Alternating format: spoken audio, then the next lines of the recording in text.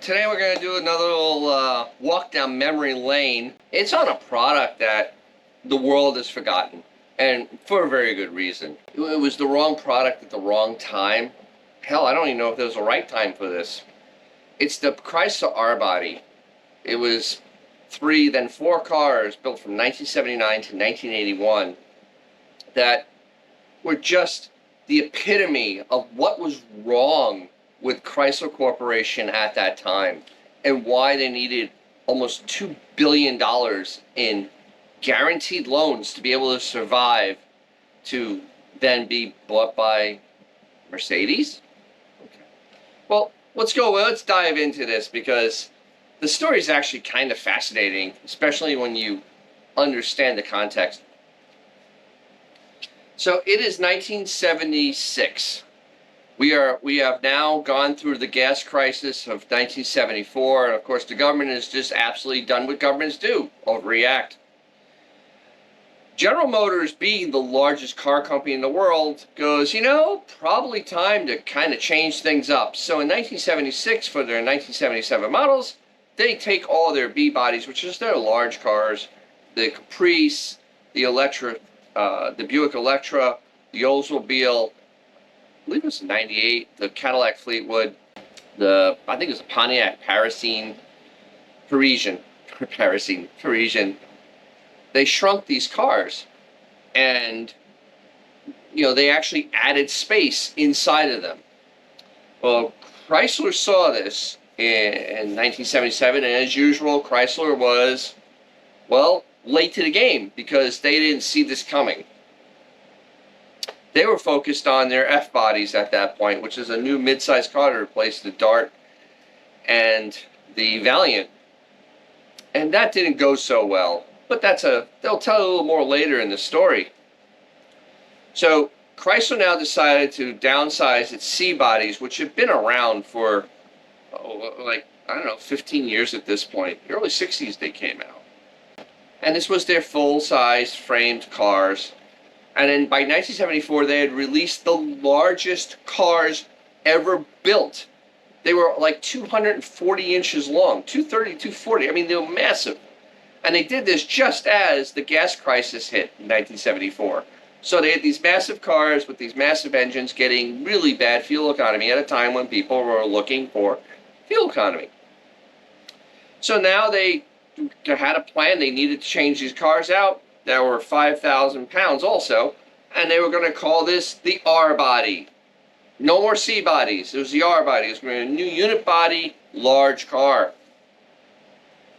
Now, this would have been fine and dandy for any type of company that was doing well, but Chrysler in the mid-70s was an utter disaster. They had some massive failures. The 1974 C-bodies, as I had mentioned. Also the E-bodies, which are so collectible now, but had one good year and then were basically a boat anchor on sales and revenue. Their quality was also horrible, and this is a running theme. Chrysler had gone from a company that had made $300 million in profit in 1968, as they say, to a company that by 1977 or 78 was losing $500 million a year. It was absolutely just bleeding cash faster than you can say ouch. Now, to build a car, you would figure you would have gone and copied the homework of what General Motors did, or you even go in-house. You had the F-bodies. But Chrysler, being incompetent as humanly possible at this point, decided to go and build a whole new platform based loosely on a B-body, like my Charger. A body that was basically slightly changed, but from the early 60s. So, and the reason I think that they picked using the B-bodies because of the incredible success they had with the Cordoba. This one. Even in soft Corinthian leather.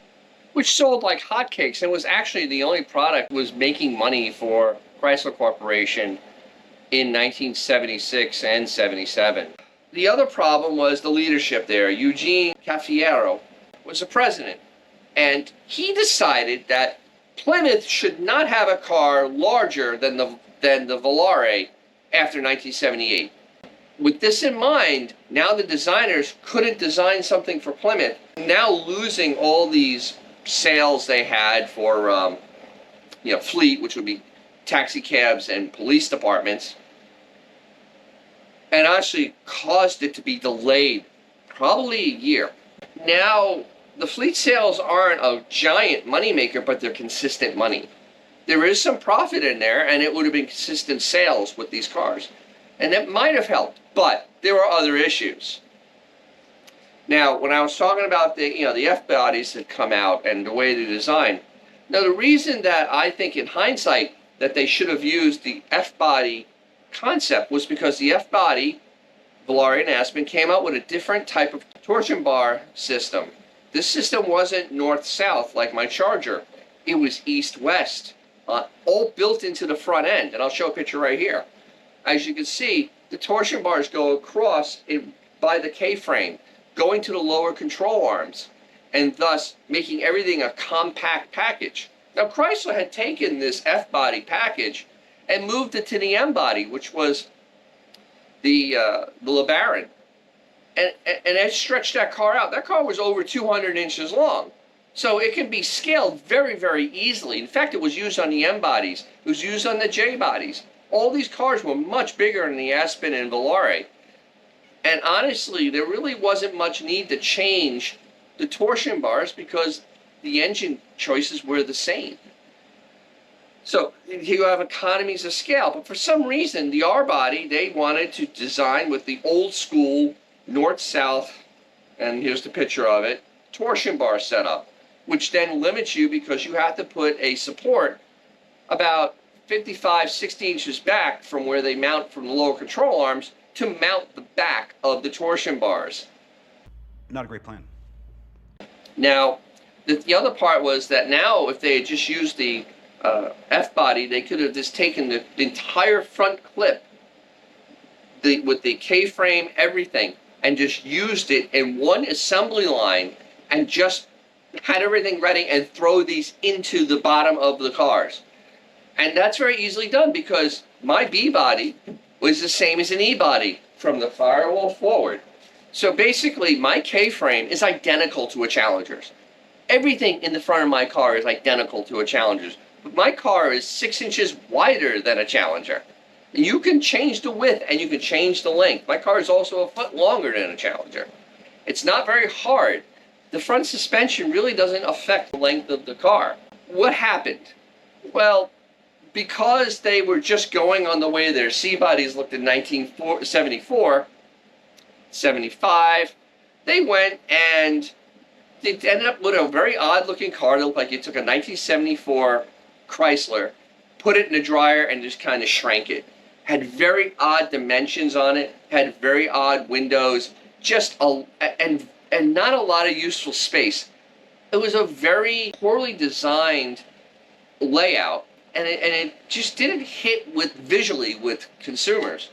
Now, the other problem, like I said, they had gone and they had developed everything from scratch. Well, because they did that and they were so cash-strapped, they had no money to make new engines or to make a new transmission. So basically, they had to keep on using the engines from the previous generation cars. Unfortunately, they did not have the 400 or the 440 anymore. So this big 220-inch car that was 3,800 pounds, empty, had a slant 6 as the base engine. A one-barrel slant 6 that had a whole 98 horsepower. Then you had the two-barrel 318, two-barrel 360, four-barrel 318, and a four-barrel 360. All hooked up to a torque flight transmission with a lockout torque converter that locked at I think it was 2,500 RPM to give it so it wouldn't slip anymore and it would go and be more efficient. But still only a 3-speed transmission. Ford had come out with a 4-speed overdrive by 1979. So there we go, behind the competition again. And in fact, I'm going to show you right now, these are ads for the cars, just to show you how much they missed the mark. First is the General Motors commercial, and this is from 1976. Here is the shape of a 76 full-size Buick LeSabre. And here, the shape of the new 77 LeSabre, resized Trimmer, yet has plenty of seating comfort here and here, and with over 25% more trunk space. A new LeSabre in the Buick tradition. Still a full-sized car you'll enjoy driving. It's the look of success. Buick LeSabre. You're looking good, Buick. Second, this is the Ford for the LTD, which became the LTD Crown Victoria the next year. And I'm just going to pull the important part out of this. Ford LTD for 1979. With more passenger room, more driver convenience, more handling ease, and more window area than last year's LTD. More room inside to help provide road car comfort on long trips. A V8 engine standard to help provide road car power and acceleration for the long stretch. And of course, here's Chrysler's ad for the St. Regis. You know, the Dodge. This should be your biggest car. You know, your biggest seller. It's a Dodge. And this is what they put out. The Saint is marching in. Dodge reintroduces the full-sized car. St. Regis. Not downsized or resized, but built from scratch. St. Regis. It's a new kind of car. The full-sized car of the future. That's my Dodge. These ads just show the difference in mindsets for these companies. First of all, General Motors immediately told you that they had space, and it was more space than the year before. Ford, hell, they told you there was more space and that you got a V8 as a standard equipment on the car. What does Chrysler have for the St. Regis? Chrysler had a bunch of really bad music with an overview of the car, not really giving you any perspective on size or just feel. And they really just throw up some fuel economy numbers that meant nothing.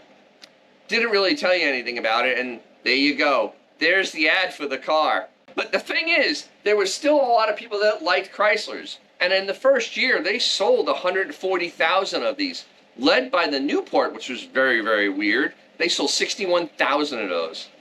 And then they sold a little bit less New Yorkers, which was an expensive car. And then they sold 34,000 of the Dodge St. Regis. Unfortunately, the quality control problems they had with Volare and Aspen carried over into these cars.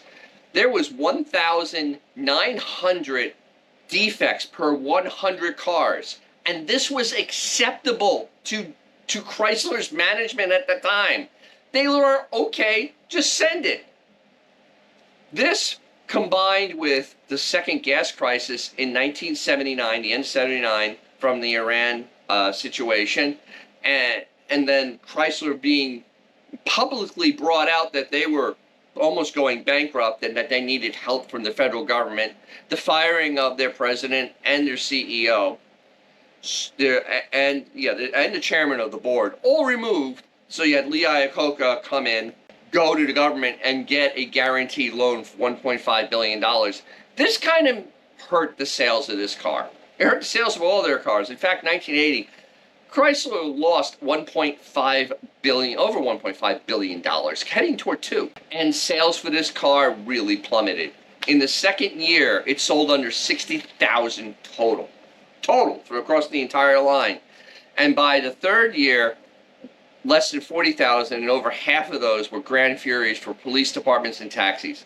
Now, these cars really did seal the fate for Chrysler Corporation and their rear-wheel drive platforms and their development of any new rear-wheel drive platforms. This completely ended that.